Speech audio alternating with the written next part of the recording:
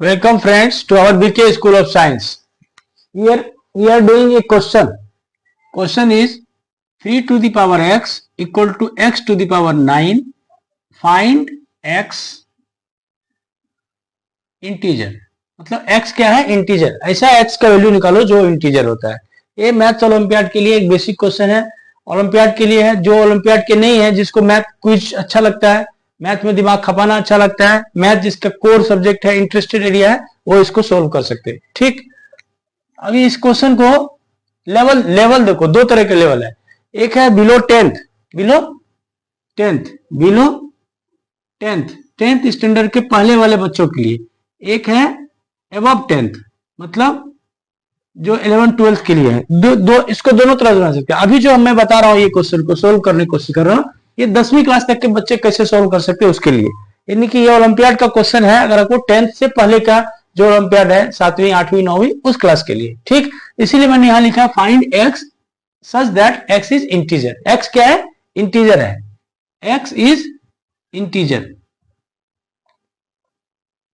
ठीक. ये हमें दिया हुआ है, एक्स की वैल्यू निकालनी है. अभी ऐसे क्वेश्चन में हमें क्या करना चाहिए? कुछ क्लू है. देखो 3 to the power X equal to X to the power 9. ये देखो बेस, यहां बेस है एक नंबर, यहां बेस है एक वेरिएबल, यहां पावर है एक वेरिएबल और यहां पावर है एक नंबर. ये उल्टा पुल्टा है. क्या करने का? ऐसे क्वेश्चन में दिमाग क्या लगाने? एकदम बेसिक कंसेप्ट बता रहा हूं. दोनों की पावर, यहां इसकी जो पावर है, ये बेस देखो, ये 3 बेस है, ये एक्स बेस है. यहां इस 3 के ऊपर में जो है एक्स, वो वेरिएबल है. यहाँ एक्स वेरिएबल बेस है, पावर है. ऐसे क्वेश्चन में क्या करते हैं? ये रफ वर्क वाला, दोनों का पावर को मल्टीप्लाई कर देंगे. कितना हो गया? ये अपना 9x. ठीक. दोनों के पावर को हमने क्या कर दिया? मल्टीप्लाई कर दिया. और जो पावर आया उसको डिनोमिनेटर में लेंगे. इससे हम दोनों साइड क्या करते हैं? इसका पावर ले लेते हैं. क्लियर हो गया बात? अब हम यहां लिखेंगे, अगर लिखना हो, taking 1/9x power on both side. हमने क्या किया? दोनों साइड 1/9x को क्या कर दिया? पावर ले लिया. यानी कि क्या हो गया? 3 टू द पावर x.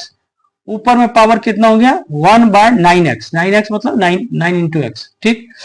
इस साइड लिखा x power 9, sorry x power 9, और यहां पर किया 1 इंटू 9x. क्लियर हो गया कंसेप्ट? क्या किया हमने? ये जो दोनों के पावर को मल्टीप्लाई किया, उसको डिनोमिनेटर में लेके इससे दोनों साइड इसका पावर ले लिया. क्यों? करने लॉजिक क्या है? करने के पीछे क्या है? करने के पीछे का लॉजिक अभी आपको समझ में आएगा. ठीक. ये एक अब हमने रफ वर्क कर लिया. अभी आप देखो इसको क्या लिखा है. अभी आपको एक चीज मालूम है ना, a to the power m to the power n, यानी कि a बेस है, उसके पावर में m है, और पूरे ब्रैकेट के पावर में n है. तो इसको लिखते हैं a to the power m into n. ये मालूम है ना एक्सपोनेंशियल का फॉर्म. ठीक. तभी हम क्या लिखा? 3 to the power x into 1/9x, x to the power 9 1/9x. ये क्या ना, पावर क्या बताने? a to the power m to the power n. इसका मतलब a to the power of mn, a to the power mn, a to the power mn. ऐसा कर दिया. ठीक. अब इसमें क्या किया? ये 9 आपका फिनिश हो गया, और यहां क्या हुआ? x भी फिनिश कर दिया. क्या बचे? 3 to the power 1/9 equal to x to the power 1/x. ऐसा हो गया ना. अभी देखो इसमें अब क्या लो, एक कंसेप्ट तो आपको बता दिया, ये यहां तक हमें पहुंचा दिया. इसको अभी क्या कर सकते? इसको इस साइड हमको कुछ नहीं करना है. इस साइड हम कुछ भी नहीं कर सकते. हम जैसा है इसको ऐसा. इस साइड कुछ कर सकते. इस साइड क्या करना है? ये आप देखो क्या है? 3 टू द पावर 1/9 है. फिर से देखो, गौर करो, x to the power 1/x है, इसको 1/x. अभी हमको क्या करना है? कोशिश मेरी क्या है कि दोनों का बेस सेम हो जाए. दोनों का बेस सेम हो जाए. बेस सेम हो नहीं सकता. फिर तो लॉजिक क्या है? एक चीज बता रहा हूं, a to the power b और पावर एक चीज है c to the power d. ऐसा अगर है, मान लो a to the power b और equal to c to the power d. अगर ऐसा कुछ भी है, इसका मतलब होता है a जो होगा वो आपके c के बराबर, यानी कि दोनों बेस बराबर होंगे. और दोनों पावर ही बराबर होंगे। यानी कि अगर a to the power b कोई नंबर है equal to c to the power d है, अगर ये है वो ट्रू है, इसका मतलब दोनों के बेस सेम होंगे और दोनों के पावर भी सेम होंगे, तभी ये ट्रू तभी होगा जबकि ये दोनों ट्रू होंगे। ठीक, इसी कंसेप्ट का हम यहां पर यूज करने की कोशिश कर रहे हैं। देखो क्या करते हैं, अभी इसको छोड़ देते हैं। 3 1/9 क्या लिखा मैंने, 1/9 को लिखा 1 इंटू 1/9 लिख सकते ना। ठीक, अभी हमने आगे क्या किया, 1 को हमने क्या लिखा 3 टू दी पावर 3 लिखा, लिख दिया, लिख सकते ना। क्यों लिखा ये आगे आंसर से पता चलेगा, क्यों लिखने का लॉजिक क्या है, लिख दिया ना। अभी हमने क्या लिखा इसको 3 टू दी पावर क्या हो गया, इसको लिखा हमने 3 इंटू 1/27। कोई हर्ज है, इसी को मैंने 3 काटा तो 1 हुआ ना, इसको मैंने और सिंप्लीफाई करने के लिए 3 को साइड कर दिया, 1/27 किया। लॉजिक क्या है, मेरे को क्या है ना, यहाँ 27 लाना, यहाँ भी हमको 27 लाना। अभी इसको मैंने क्या लिखा, देखो ये ओके है ना, ये 3 को यहाँ साइड में रखा और ये 3 और 9 को मल्टीप्लाई करके 1/27 कर दिया। अब देखो ये concept number 2, a to the power mn है अगर लिखा हुआ है, इसको हम लिख सकते हैं इसी का जस्ट उल्टा, इसको हम लिख सकते हैं a to the power m ओ पावर n, जस्ट इसका उल्टा, ये हुआ तो ये भी हो गया। ठीक, ओके, तो हमने क्या लिखा 3 टू दी पावर 3 कर दिया, ये 1/27 को ऊपर कर दिया, इस साइड x 1/x, इसको मैंने वैसा ही लिख सकते हैं ना, कोई हर्ज है। 3 to the power 3 multiplied by 1/27 था, तो हमने लिखा 3 टू दी पावर 3 और ये 1/27 था, ऐसा देखो a to the power m into n, m हुआ 3, n हुआ 1/27, तो लिखा a to the power m ऊपर में n, लिख सकते हैं ऐसा।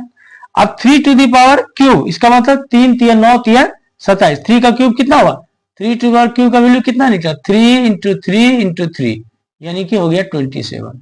हम यहाँ क्या लिखते 27 और ऊपर में लिखा 127, ये मेरा टारगेट था ये करना, कर लिया ना। ओके, अभी देखो ये सिंपलेस्ट फॉर्म में आ गया, यहाँ क्या लिखा, जो चीज x है, यहाँ देखो x है, यहाँ x है, तो उसके ऊपर में पावर में क्या है 1 डिवाइडेड, यानी यहाँ x जो है वो अगले उसके पावर का डिनोमिनेटर है। ठीक, उसी तरह यहाँ नंबर 27 है, इसके ऊपर में जो पावर है उसका डिनोमिनेटर है 27, यानी कि हेंस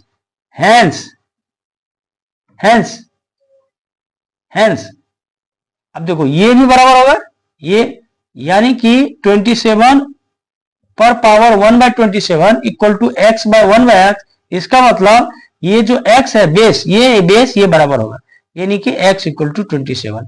ये अलग बात है कि 1 बेस सेम हो गया, पावर भी सेम होगा, ये अलग बात है कि पावर कितना हो गया, पावर कितना है इसका 1/27, तो ये भी इसके बराबर होगा 1/x, तो इधर से भी x कितना निकला 27, यानी कि आंसर क्या हो गया x इक्वल टू 27, और बता रहा है आपको x जो है वो इसके इंटीजर होगा।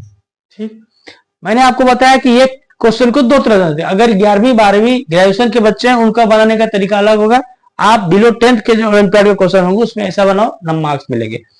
अब बता रहा हूं आपको आगे क्या होगा 10वीं के आगे का, तो बताने का मतलब नहीं है, फिर भी मैं बता रहा, वो क्या होगा, ग्राफ होगा, ऐसा होगा, या मान लो ये इस तरह से होगा, दो जगह पॉइंट कट किया, तो दो सोल्यूशन निकले, मतलब वो 11वीं 12वीं का है, मतलब ग्राफिकली इसको ये जो ग्राफ है ये दो जगह कट कर रहे हैं, तो दो जगह कट कर रहे हैं तो दो सॉल्यूशन होंगे।